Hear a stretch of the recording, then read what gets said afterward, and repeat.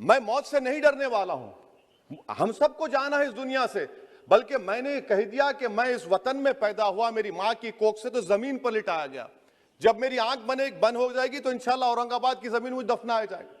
मगर मैं आपसे अपील करना चाह रहा हूं सरकार से सर, कि जो कुछ बातें की गई हैं उसको देखिए। मैं जेड कैटेगरी सिक्योरिटी नहीं चाहिए मुझे, मैं हरगिज नहीं चाहिए मुझे। मैं 94 से पॉलिटिक्स में हूं, मैं आजाद जिंदगी गुजारना चाहता हूं। मैं घुटन के साथ जिंदा नहीं रह सकता इस दुनिया में।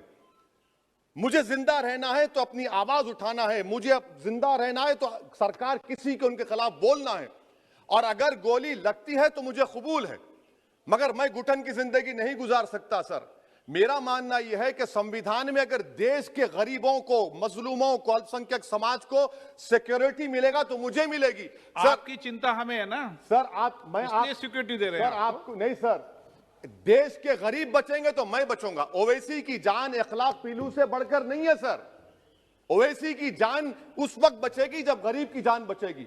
इसीलिए मैं आपके जरिए सरकार से अपील करना चाहूंगा कि सर, इस नफरत को खत्म करिए, इस नफरत को खत्म करिए और इस पर आप गौर करिए। मैं नहीं लूंगा सिक्योरिटी, मैं जेड कैटेगरी नहीं चाहता हूं सिक्योरिटी।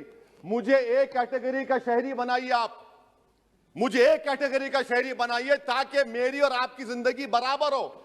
जब देश के प्रधानमंत्री पर सिक्योरिटी ब्रीच हुआ, अपोजिशन की तरफ से मैंने कहा था कि गलत हुआ। सब सेकुलर पार्टी के लोगों ने कहा कि ओवैसी तुम क्यों बोले। मैंने कहा नहीं, देश का प्रधानमंत्री मेरा है, सिक्योरिटी ब्रीच हुई तो एक्शन लेना चाहिए।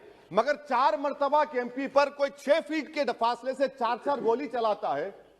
मुझे मौत है, हम सबकी मौत है, मगर मैं इन गोली चलाने वालों से डरकर खामोश नहीं बैठने वाला हूं। और मैं दुआ करता हूं कि उत्तर प्रदेश में पुरअमन पोलिंग होगी इंशाअल्लाह। उत्तर प्रदेश की जनता गोली चलाने वालों का जवाब बैलेट से देगी, नफरत का जवाब मोहब्बत से देगी, और कमजोरों को दबाने का जवाब हिस्सेदारी से देगी। मेरी आपसे गुजारिश है सर कि मुझे जेड कैटेगरी नहीं चाहिए, मैं रिजेक्ट करता हूं। आप इंसाफ करिए सर, उस पर यूएपीए लगाइए। और इनके दिमाग कौन है? 2 लोग रेकी करते हैं, उनको मालूम कि मैं मीरठ किठौर से आ रहा हूं उस टोल गेट पर, और 6 फीट के फासले पर गोली चलाते हैं। तो आप देख लीजिए सर, आप सरकार के हवाले, अगर आप इंसाफ करना चाहे आप इंसाफ कर सकते, मगर रेडिकलाइजेशन आपको नुकसान पहुंचाएगा और इससे राइट विंग टेररिज्म बढ़ेगा। शुक्रिया सर।